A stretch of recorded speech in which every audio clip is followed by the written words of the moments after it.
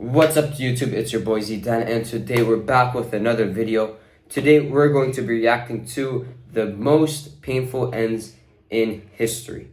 So guys, I think last video I did reacting to the most the worst tortures throughout human history. So today we're going to be doing the most painful ends a person could have, you know. So without further ado, let's get right into the video. If you guys haven't already, click that subscribe button, like the video if you guys want to see more reaction videos like these. Without further ado, let's get right into it. Let's go. Timothy Treadwell watched his torn-off arm while the enraged grizzly sank its teeth into him. Screams of his girlfriend, Amy Huguenot, echoed in his head. Both became victims of a merciless predator. Why is there music? Devouring them alive.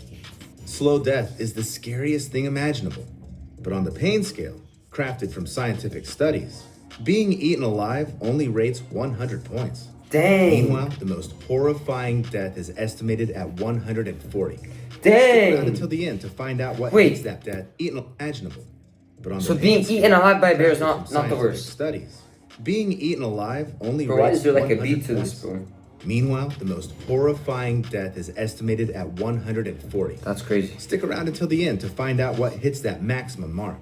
But I warn you, viewer discretion is advised. On October 11th, 2012, workers at a seafood processing plant in Santa Fe Springs sounded the alarm.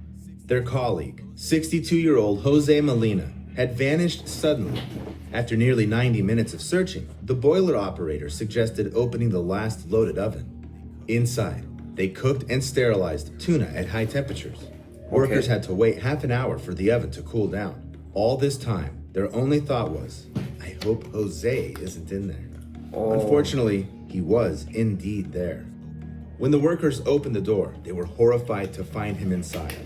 As it turned out, Molina was loading pallets of canned tuna into the oven when he noticed a malfunction. Without warning anyone, why would he do stepped that? into the oven to adjust the chain inside. Bro, like, meanwhile, another worker not seen. Bro, you're not being paid to do all that, bro. Just load in the tuna, bro. If there's a malfunction, bro, let the malfunction happen. You know what I mean? Like, you don't gotta do all that, bro.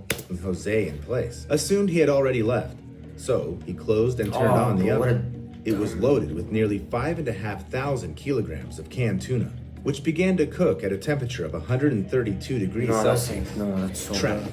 Jose likely suffered severe skin burns, and then the high temperature began to affect his muscles and organs. Eventually, the poor man was boiled alive. Yeah, bro, that's like... Looking at the pain scale, where, for example, 2 points are attributed to a gunshot to the head, and 91 to a shark bite, while dying from being literally boiled alive hits a staggering 100. That's it?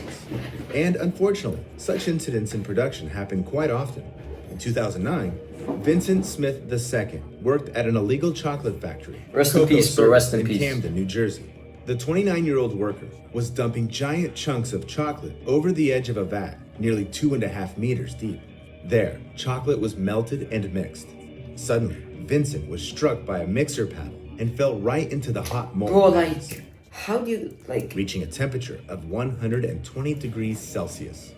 His colleagues immediately rushed to shut down the machine. However, Vincent stayed in the chocolate for a full 10 minutes. What is the co-workers doing, bro? How is he in there for 10 minutes? His body was mangled by the giant mixer, Vincent died from burns. The tragedy occurred because the platform he fell from was slippery from splattered chocolate and was directly above the vat without any barriers to protect workers from falling into the boiling mixture. Nevertheless, you don't have to be at a dangerous facility to experience excruciating pain, which on the scale goes even beyond 105 points. Bro, that's crazy. On November 23rd, 2018, a 911 dispatcher that's prime Fortnite right there, bro. 2018. heard the shaky voice prime of a Fortnite. 76-year-old woman. It was Loretta Picard from Polk County, Florida. I think my house is on fire, and I'm here alone, and I'm in a walker. Firefighters were immediately dispatched to her house. The dispatcher told the woman to leave the building and go outside, to which she replied, Couldn't, honey, if I wanted to. That nervous laugh at the end just breaks your heart. Loretta had recently undergone surgery and couldn't move quickly without assistance. Plus, she couldn't see anything through the smoke. Meanwhile, the fire truck slowly made its way down the rough country road where the woman lived. Loretta was freaking out. worried that nobody would save her, constantly asking if help was really on the way. But she survived, and right? if they were sure they were coming for her. Then, on the recording, you could hear Loretta start coughing and wheezing, and the sound of the crackling fire in the background getting louder. But I can't show you what the recording captured next, because then the flames engulfed the woman, who never got the help she desperately needed. She screamed wildly as she burned alive. The link to the full recording I'll leave in the description below. Rest in peace, man. Loretta Rest was in peace. dying while firefighters were just minutes away from her yard. The phone call Bro, the cut out after firefighters 20 gotta be minutes, quicker, bro. and rescuers arrived at the scene 14 minutes later. Yet nobody ever went Bro, inside did they to stop at like McDonald's or something, bro? Firefighters should be like that quick, bro. Come on. save her. The fire chief claimed that several firefighters attempted to enter the house, but no evidence supports his words. And the dispatcher was blamed for giving ineffective instructions. Due to the negligence of rescuers, Loretta died in agony because the pain from burning alive hits a staggering 108 points. Bro, being You burned wouldn't alive wish is such a death on crazy. anyone. But you know what? I came across a story where a person knowingly subjected themselves to such suffering. On June 11, 1963, several American correspondents, including Malcolm Brown, gathered outside the Cambodian embassy in Saigon. The day before, journalists were informed that something important would happen there. Buddhists were deeply offended by the disrespect of their beliefs by the South Vietnamese government. So, around 350 monks and nuns gathered for another peaceful protest. Oh, the protest. Suddenly, not far from the presidential palace, a car stopped and 3 monks got out, including Quang Duc. Malcolm pointed his camera at the trio, not realizing what he would witness through the lens next. Protesters gathered around Quang, who sat on a pillow in the traditional Buddhist meditative lotus pose, while another monk started pouring gasoline over his head. Quang paid no attention and prayed, and when he finished, he struck a match. The flames instantly engulfed Why would he do that? rising up in black smoke. It was a horrifying spectacle. Quang Duc's body slowly withering and shriveling, while his head blackened and charred. I can't show you the photo either, but I'll leave a link below the video. The scene was very contrasting, Guys, should I check out the photo? No, as no. everyone present there loudly cried, watching the self-immolation, while the monk himself, enduring painful suffering, didn't even flinch or make a sound. Dang. Whether it was he even meditation flinched. skills or inner spiritual strength that helped the monk endure the agony of his impending death. I know for sure an ordinary person wouldn't last like that, let alone endure the pain that hits 110 points. What is it? In 2007, a 33-year-old woman from Hong Kong named Cecilia Chung climbed to the top of Nyiragongo volcano, located in the Democratic Republic of the Congo. It last erupted in 2002, flooding the highly populated city of Goma with lava, causing widespread destruction. Since then, the volcano had been relatively safe, so tourists from all over the world flocked to see its famous lava lake. It looks like cracked earth in the desert, with hellish streaks of fire rising from it. Cecilia climbed nearly 3,500 meters. She climbed all that? The Dang. woman was thrilled by the terrifying view of the lake and wanted to take a closer photo of it. To do this, she climbed over the edge of the crater, and suddenly, Cecilia slipped and fell down. However, flying about 200 meters, she hit a protrusion right above the lava lake. Cecilia felt piercing pain because the impact broke several bones. She was thrown into the heat, and it was almost impossible to breathe because she was too close to the lava, the temperature of which could reach 950 degrees Celsius. days. A helicopter, rescuers, and a volcanologist were sent to the scene. At first, Cecilia showed signs of life. However, the rescue operations were stopped due to poor visibility. As a result, without waiting for help, she fell into the volcanic lava lake. Eyewitnesses even hoped that the woman died instantly after the impact and fell into the lava without feeling any pain. The thing is that on the pain scale, it hits a whopping Only 110? Bro, Death. what's 140? in Bro, lava. there's no way that's only Pain 110. is instantaneous. That's why many people consciously chose it to end their lives. In 1933, a Dang. schoolgirl named Kyoko Matsumoto climbed Mount Mihara, located on the But why are they Japanese always island climbing of Ito volcanoes? Oshima, with a girl from her school. Okay. Kyoko was in love with her friend. However, in Okay. Japanese society at that time, same-sex relationships were condemned, and this oppressed Kyoko. so much that she didn't want to live anymore. The schoolgirl threw herself into the volcano crater before her lover's eyes. The scariest thing in this story is that the girl became a role model for many Japanese people who wanted to end their lives. By 1935, almost 1,300 people had lost their lives by jumping into Mihara, until the Japanese government built barriers around the area. Still, as countless stories show, people often ignore such prohibitions. In 2016, Colin Scott and his sister, Sable, Bro, went why on a would she tour do to that Yellowstone National over a boy, bro? That's why, guys, like, it ain't worth it. It ain't worth it. It ain't Park, worth known for its geothermal spots. They really look fascinating, but getting close to them is dangerous.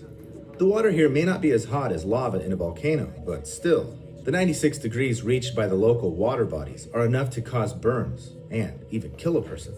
But Colin and Sable ignored numerous warning signs. So I realized, like, all, like, the painful endings is, like, fire and, like, heat and, like, lava. So, like, let's check it out. I want to see the 141. Restricted area. Suddenly, the guy slipped and fell into the hot water near the Pork Chop Geyser. Such a death is more painful than death in a volcano because in a hot spring, it doesn't happen instantly, but slowly. Moreover, in almost all the park's water bodies, acid sulfate liquids are present to a greater or lesser extent. So when Scott's sister returned with a few rangers, only parts of her brother's head, torso, and arms were visible in the hot spring. By the next morning, Colin's body had completely dissolved. Bro, like, what happened? He slipped inside. Like, look, okay, I can understand that. But, like, if you're gonna go, like, see a volcano or, like a hot spring, bro, like, be careful. Like, watch every step you're gonna take, because, like, you never know, you could fall in like this and die. Like, that's it. Khalas, there goes your life. That's why you gotta be careful, guys. Always be careful when you, like, just be careful, like, for anything. Be careful, because anything could happen. Seems that there couldn't be worse pre-death suffering, but, in fact, there could be. Dissolving in a geyser is far from 140 points on the pain scale. On September 13th, 1987, in Goiânia, Brazil, the owner of a local landfill, Devair Ferreira, invited neighbors, relatives, and friends over to show them his interesting find. Devair showed them a strange powder. It was sparkling so mesmerizingly that guests rubbed it on their skin like glitter and took it with them to give to someone else. Yet none of them had any idea what this powder really was. Why would you rub a random powder on your skin? You don't even know what it is. The thing is, the man brought scrap metal, and someone brought from a neglected hospital a metal capsule to his landfill. But those who did it didn't realize they had taken it from a radiotherapy machine. Devair Ferreira ordered the capsule to be cut open, where he found the powder, which was actually radionuclide cesium-137. What is that? It is used in treatment to create a source of gamma radiation capable of affecting human cells. It's specifically directed at cancerous tumors. But if the radiation isn't controlled, it'll also affect healthy cells. Devair, not realizing it, set off a deadly domino effect. So about 250 people came into contact with the powder. Maria Gabriela Ferreira, the wife of the landfill owner, began to suffer from hair loss and internal bleeding. One of Devair's hired workers, Israel Bautista dos Santos, developed serious respiratory and lung complications. The other one... But bro, like, I don't understand this. Like, why, like, okay, you found a capsule in a scrapyard, right? Why would you start giving the powder to random people? Like, you don't even know what it is. Like, find out what it is. Go to a doctor, go to, like, a scientist. Find out what it is before you start giving it to 250 people. I don't get that. Nelson Alves de Souza had his heart... Like, look, I understand, I understand mistakes happen, but, like, bro, come on. But, like... However, it is the what most it is. affected was Devair's 6-year-old niece, Leigh das Neves Ferreira. She was placed in an isolated hospital room, but the staff was afraid to approach the child. The girl gradually developed swelling in the upper part of her body, hair loss, kidney and lung damage, and, just like Gabriela, she suffered from internal bleeding. On the pain scale, these feelings hit a whopping 125. Okay, bro, if radiation exposure is only 125, bro, I don't even know what I don't even want to know what's 140. 140 is about to be crazy. All the people who came into contact with the blue powder got various diseases, and this quartet later died. All the items touched by people who came into contact with the powder were buried in a repository on one of the city's mounds and marked for use only in 300 years. Such cases in ordinary life are pretty rare, but people who work directly with radioactive elements risk painfully dying literally every day. On August 21st, 1945, less than 2 weeks after the bombings of Hiroshima and Nagasaki, Harry Daghlian was working with the plutonium core at the Los Alamos test site in New Mexico. He used tungsten carbide bricks to create a barrier around it because the bricks reflected neutrons coming out of the radioactive plutonium back. But when he started laying That's bricks from the around nuclear core, bomb, right? he suddenly dropped one of them right on him. At that moment, the brick caused an uncontrolled nuclear fission chain reaction. It covered the scientist with a deadly dose of radiation of 5.1 sieverts. After receiving a radiation burn, a person experiences countless excruciating sensations at once. The skin blisters and ulcers, after which the vessels in it burst and the person dies. In addition, due to the high dose of radiation, you feel how each of your organs slowly fails until you die. And that's exactly what happened on the 25th day of Harry Daghlian's suffering. Dang, so The slow 25 death days from of suffering, man. and all the previous steps on the pain scale are united by the fact that these pains weren't inflicted intentionally on the victims. However, fortunately, you cannot accidentally expose yourself to suffering that is at the maximum mark of 140 points, even if you find yourself in the mouth of a volcano or in the heart of a nuclear reactor. So, the most painful sensation in the world is skinning. This refers to a specific torture. Skinning? Before it, Wait, what's skinning? Wait, he's gonna explain it. But like, look, I want to say something. I'll say it once. I'll say it again.